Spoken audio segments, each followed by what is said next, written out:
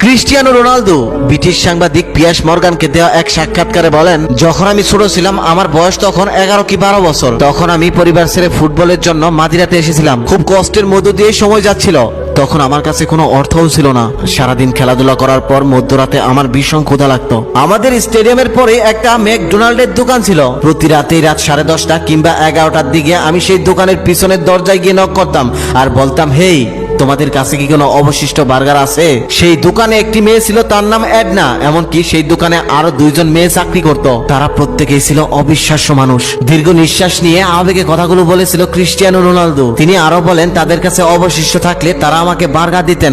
এমনকি এক পর্যায়ে প্রত্যেক দিন তারা আমার জন্য একটি বার্গার রেখেই দিতেন। পরে আমি তাদেরকে অনেক খুঁজেছি, কিন্তু কোথাও খুঁজে পাইনি। আমি মাদিরা ছেড়ে যাওয়ার কিছুদিন পরে ওই দোকানটি বন্ধ হয়ে যায়। আমি পরে পর্তুগালের কিছু লোকের সাথে কথাও বলেছি, তবে তাদের কোনো খোঁজ পাওয়া যায়নি। আশা করি আজকের এই ইন্টারভিউ তাকে খুঁজে পেতে সাহায্য করবে। আমি তাদেরকে পেলে খুব খুশি হব, কারণ আমি তাদেরকে আমার বাড়িতে একদিন দাওয়াত করে খাওয়াতে চাই। আমি একদিন তাদের সাথে একসাথে ডিনার করতে চাই।